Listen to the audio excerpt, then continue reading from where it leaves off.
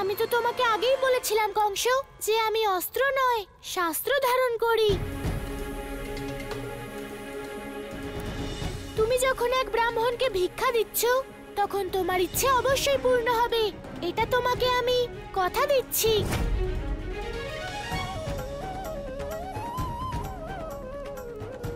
চলো আমার সঙ্গে।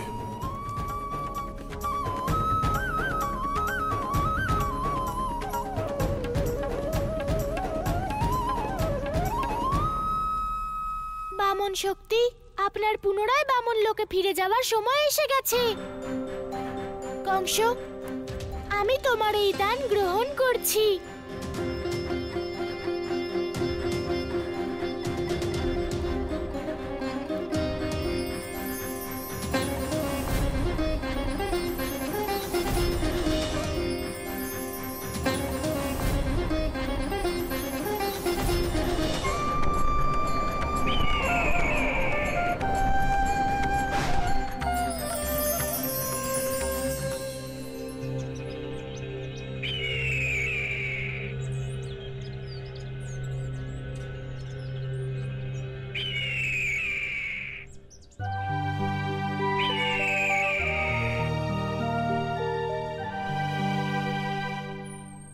সখারা, এত দুর্ব্যবহার আমরা কি করে করলাম, তাও নিজের বাবা মায়ের সঙ্গে? দাদা, আমরা তো সবকিছু তোমার কথাতেই করেছি। জানি না আমার কি হয়ে গেছিল, আমার তো ভাবতেই লজ্জা করছে। জানি না আমি কাকা কাকির সামনে কি করে গিয়ে দাঁড়াবো। দাদা, কানাই বলছিল যে যদি কখনো কোনো ভুল করে থাকি তার একমাত্র প্রায়শ্চিত্ত হলো ক্ষমা চাওয়া। সখা, তুই ঠিক বলছিস, আমাদের উচিত এখন নিজেদের বাবা মায়ের কাছে গিয়ে ক্ষমা চাওয়া। চল সবাই। কাকা, কাকি, মা, মা, কাকা, কাকি, মা, বাবা, কাকা, কাকি।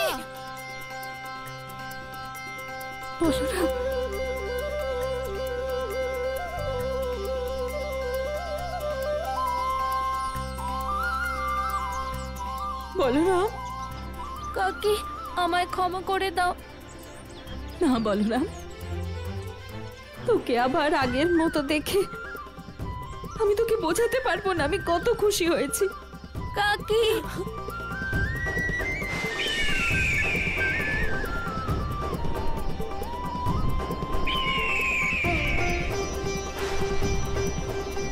বামন, আমার নেত্রের আগুনে ভস্ম হয়ে তুমি জীবিত হলে কি করে?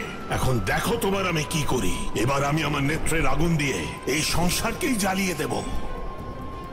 এই সংসারও বাঁচবে না, আর বাঁচবে না তুমিও। বামনাসুর, নেত্রর কাজ সংসারের সৌন্দর্য উপভোগ করা, নেত্রর কাজ ভালোবাসা, কারোর কোনো ক্ষতি করা নয়। তুমি বামন শক্তি ধারণ করেছো, অর্থাৎ আমার মতোই তোমার ভিতরেও অনন্ত ভালোবাসা আছে।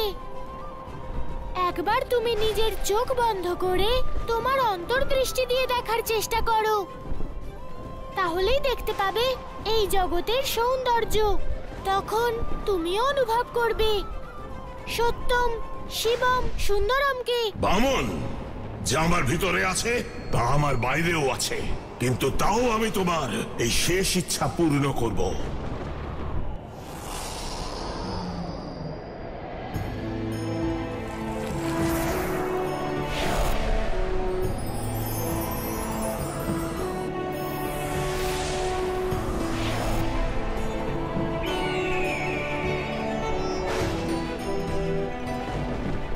প্রভু, আপনি ধন্য। আপনি এক মুহূর্তে আমার সমস্ত অজ্ঞানতা দূর করে দিলেন।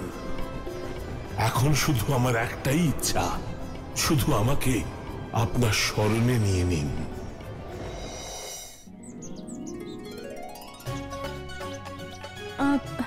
বলরাম, কানাই কোথায়? মা,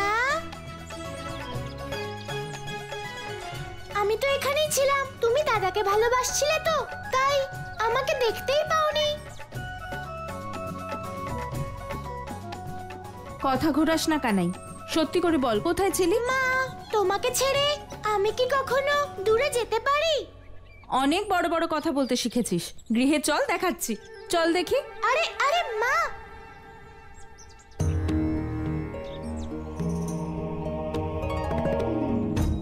প্রভু, আপনি ধন্য আর আপনার লীলাও ধন্য। আপনি শুধুমাত্র বামনাসুরকেই উদ্ধার করলেন না, বরং আপনি বামন রূপ ধারণ করে সংসারের বালকদের সংস্কারকেও রক্ষা করলেন। আপনাকে শত কোটি প্রণাম প্রভু। সবকিছু ঠিকঠাক চলছিল, কিন্তু অসম্ভব পুনরায় সম্ভব হয়ে গেল। ওই বামনাসুর বামন অবতারকে আমাদের সবার সামনে ভস্ম করে দিয়েছিল, কিন্তু সে পুনর্জীবিত হয়ে উঠল, আমার কাছে এলো আর বামন শক্তি নিয়ে চলেও গেল।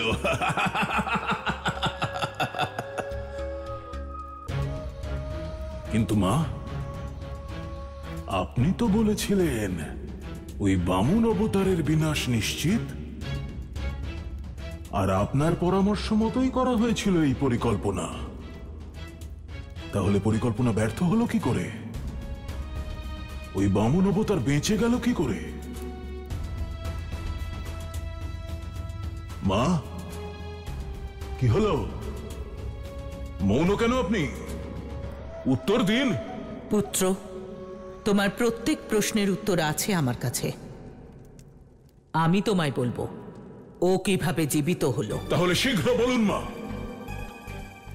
এমন কোন শক্তি আছে যে আমার পরম শত্রু বিষ্ণুর অবতার বামন অবতারকে পুনর্জীবিত করে তুলল? যদি তুমি সত্য জানতেই চাও তাহলে দেখো।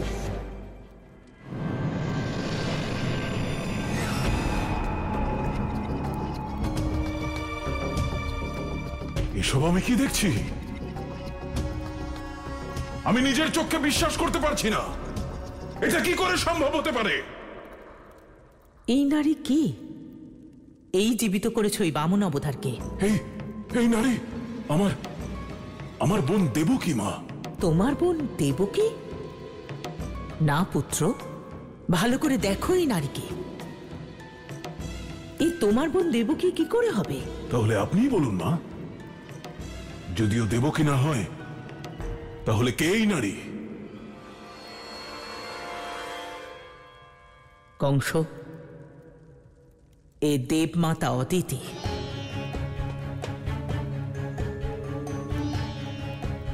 যে প্রত্যেক জন্মে প্রত্যেক অবতারে বিষ্ণুকে তার পুত্ররূপে জন্ম দিয়েছে। না না না মা, এ দেবমাতা অদিতি নয়, আমার বোন দেবকী। এটাই সত্য পুত্র। আজ পর্যন্ত তোমার এই সত্য অজানা ছিল, কিন্তু এই হলো কৃষ্ণে, এই অদিতি, এই দেবকী।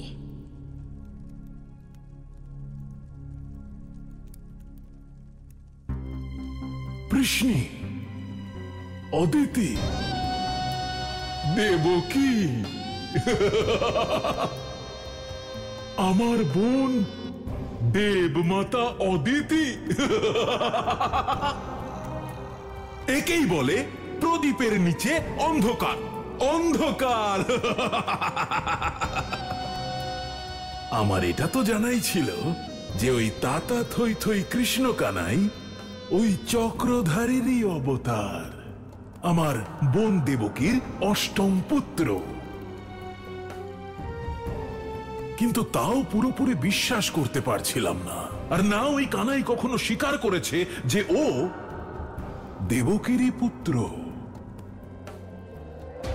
আপনাকে অনেক অনেক ধন্যবাদ মা। আজ আমার এটা সম্পূর্ণ বিশ্বাস হয়েছে যে ওই ময়ূর পালকধারী, ওই বংশীধারী যশোদার নয়, আমার বোন দেবকীর পুত্র, অষ্টম পুত্র। মামা, ভাগ্নে, ভগবান কংসের ভাগ্নে, পরম অবতার শ্রী কৃষ্ণ।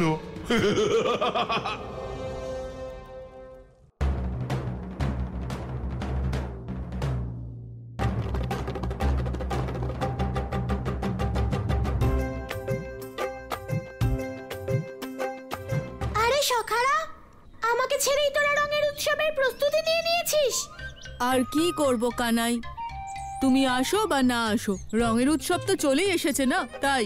কথাটা তো তুই একদম ঠিক বলেছিস সখাসোম।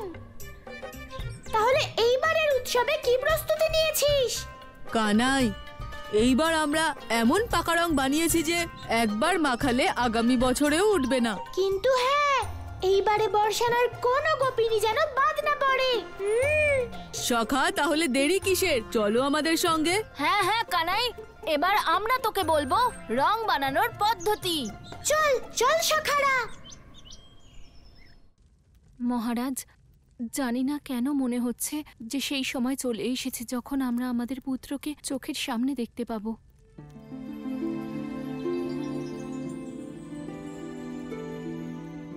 আমাদের এত বছরের অপেক্ষা এবার শেষ হতে চলেছে।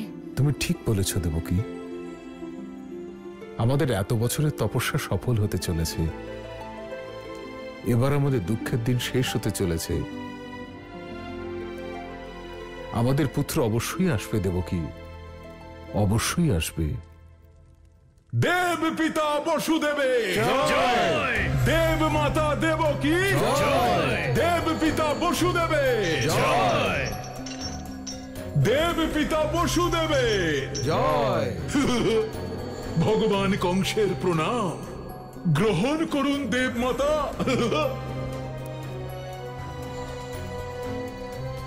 আবার নতুন কি খেলা খেলতে এসেছো কংস? আপনাকেও প্রণাম। একটু ভালো কথা বলুন না। আপনি জানেন না আজ আমি কত আনন্দিত। দেবমাতা দেবকী আর দেব পিতা বসুদেব আমার এই কারাগারের শোভা বর্ধন করছেন। আমার তো উচিত ছিল আপনাদের সম্মান জানানো, কিন্তু আমি কি করতাম? আমি তো এই সত্য জানতামই না, সেই জন্যই বঞ্চিত হলাম। এই সৌভাগ্য থেকে আমি বঞ্চিত রয়ে গেলাম। আসুন না মহারাজ, বসুন বসুন বসুন বসুন। ভদ্রাক্ষ, থালা থালা থালা।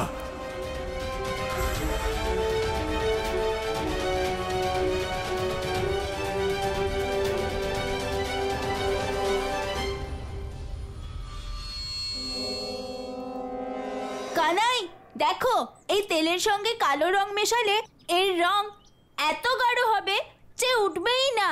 এই হলো কালো রং। আর এই তৈরি হলো সবুজ রং।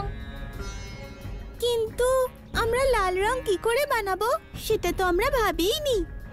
কিন্তু আমি ভেবে নিয়েছি। এই দেখো আমি কি নিয়ে এসেছি। লঙ্কার গুঁড়ো? হ্যাঁ কানাই, এটা দিয়ে আমরা বানাবো লাল রং। সখা, রঙের উৎসব ভালোবাসা আর স্নেহের উৎসব হয়, তাই আমাদের হোলিতে এমন কোনো কাজ করা উচিত নয় যাতে বাকিরা কষ্ট পায়। যতক্ষণ না কেউ চিৎকার আর চেঁচামেচি করছে ততক্ষণ রঙের উৎসবের আনন্দ হবে কি করে, তাই না সখারা? নয় তো কি। সোম, প্রণাম গুরুদেব। গুরুদেব, এ তোমরা কি করছো?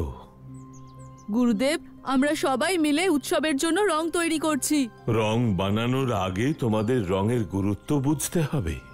হ্যাঁ গুরুদেব, আপনার কথা আমরা বুঝলাম না। রং তো রঙই হয়, কালো, হলুদ, নীল, গোলাপি, যা সবাইকে মাখানো হয়ে থাকে। এতে বোঝার কি আছে? হ্যাঁ গুরুদেব, এতে বোঝার কি আছে? না বালকগণ, রঙের উৎসবের রং শুধু আনন্দের জন্য নয়। এই উৎসব আর তার রঙের আমাদের জীবনে অনেক গুরুত্ব আছে। সেই জন্য আমাদের সমস্ত রঙকেই প্রাকৃতিক রূপে বানাতে হবে। প্রাকৃতিক রূপে বানানো রং যখন আমাদের দেহে লাগে তখন আমাদের অনেক উপকার হয়। কেমন উপকার গুরুদেব? কানাই, যেমন হলুদ রং সর্বদা হলুদ থেকেই বানানো উচিত। হলুদের মধ্যে রোগ প্রতিরোধ ক্ষমতা আছে। যখন হলুদ থেকে বানানো হলুদ রং আমাদের দেহে লাগে তখন আমাদের দেহের অনেক রোগ নিজের থেকেই কমে যায়। সেই প্রকারে গোলাপের পাপড়ি থেকে হওয়া লাল রং যখন আমাদের দেহের ওপর লাগে তখন আমাদের দেহ এবং মন শীতল হয়ে ওঠে। তার মানে হলো গুরুদেব, আমাদের এই উৎসবে এমন রং ব্যবহার করা উচিত যা দিয়ে আমাদের আর বাকিদেরও উপকার হয়, যা আমাদের আর অন্যদের কোনো ক্ষতি করবে না। নিঃসন্দেহে কানাই, সেই জন্য রং উৎসবের রং সর্বদা প্রাকৃতিক রূপেই বানানো উচিত। তাতে এই রং উৎসবের আনন্দ দ্বিগুণ হয়ে ওঠে আর উপকারও হয়। সখারা, এবার তোরা রঙের উৎসবের গুরুত্ব বুঝতে পেরেছিস তো? হ্যাঁ কানাই, আমরা বুঝে গেছি। এবার আমরা প্রাকৃতিক উপায়েই রং বানাবো। তাহলে চল সখারা, দেরি কিসের? আমরা রং বানানোর প্রস্তুতি শুরু করে দিই। প্রণাম গুরুদেব।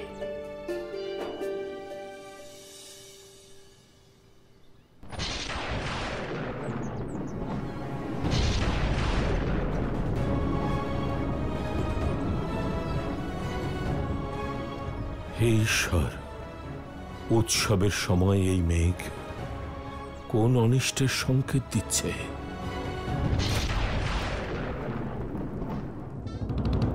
দাঁড়াও কংস, তোমার এই ভণ্ডামি করার কোনো প্রয়োজন নেই। সোজাসুজি বলো যা বলতে চাও। সোজাসুজি কেউ আমাকে কোনো সত্য জানায় নাকি? সেই জন্যই তো আমাকে এই আঁকা বাঁকা পথে চলতেই হয়। আমাদের বিষয়ে আর কোন সত্য জানা বাকি আছে যা আমাদের কাছে জানতে এসেছো? যত সহজ সরল তোমাকে দেখতে লাগে না বোন আমার, তার থেকে তুমি অনেক বেশি কঠোর। এত বছর ধরে আমাকে তুমি সত্যটা জানতেই দাওনি। কোন সত্য? আপনি যদি একটু মৌন থাকেন তাহলে আমি আমার বোনের সঙ্গে কথা সেরে নিই। ধন্যবাদ মহারাজ। তাহলে বোন, এটা সত্য তো যে ওই তাতা থই থই তোমারই সন্তান? ওই বংশীধারী, ওই ময়ূর পালকধারী তোমারই পুত্র, তাই না? বলো। সত্যি তো এটা কংস। আমার যতজন সন্তান ছিল তুমি তাদের এক এক করে হত্যা করেছ।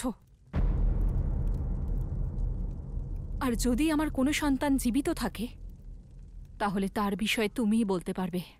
নিজের স্বামীর মতো তুমিও আমার সঙ্গে লুকোচুরি শুরু করেছো বোন। এবার তুমি আমাকে সত্যটা বলো বা না বলো। আমি জেনে গেছি যে ওই কৃষ্ণ কানাই তোমাদেরই অষ্টম পুত্র। সেই বালক যার বিষয়ে দৈববাণী হয়েছিল। এটা তোমার ভয় কংস? তুমি তোমার মৃত্যুকে ভয় পেয়ে এ কথা বলছো? আর কত মিথ্যা বলবেন মহারাজ? এবার সত্যটা আমি বলছি। গত জন্মে আমাদের মহারাজ বসুদেব ঋষি কাশ্যপ ছিলেন, আর আমার প্রিয় বোন দেবতাদের মাতা অদিতি।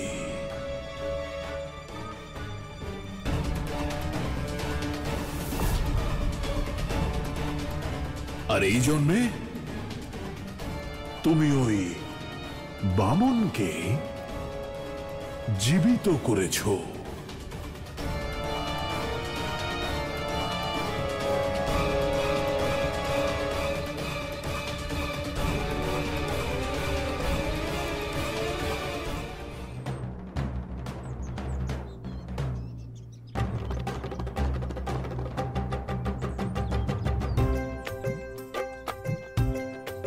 নাও কানাই, গুরুদেব যেমন বলেছিলেন আমরা সব রং সেইভাবেই বানিয়েছি। হ্যাঁ কানাই, এই হলুদ রং হলুদ দিয়ে তৈরি, আর এই গোলাপি রং গোলাপ ফুল দিয়ে তৈরি হয়েছে।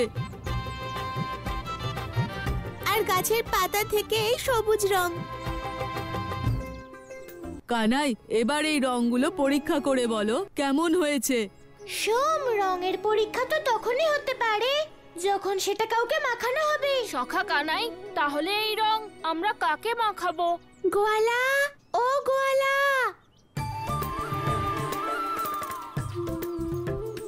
সখারা, রঙের পরীক্ষার জন্য গোপিনীর থেকে ভালো আর কে হতে পারে? সখারা, তোরা সবাই তাড়াতাড়ি লুকিয়ে পড়। আমি ওর উপরে রঙের পরীক্ষা করছি। ও তো এইদিকেই আসছে। যা যা যা, লুকিয়ে পড়, লুকিয়ে পড়, লুকিয়ে পড়। গোয়ালা, ও গোয়ালা,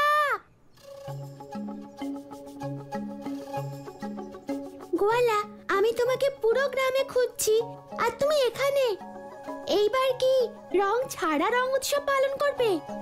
তার প্রস্তুতি নিতে হবে না? গোপিনী, রঙের উৎসবেরই তো প্রস্তুতি নিচ্ছি, কিন্তু আমি তো কোনো প্রস্তুতি দেখতে পাচ্ছি না। শুধু তুমি তোমার চোখ বন্ধ করো আর তুমি রঙের উৎসবের সব প্রস্তুতি দেখতে পাবে। গোয়ালা, আমি যদি আমার চোখ বন্ধ করেই নিই তাহলে আমি দেখব কি করে?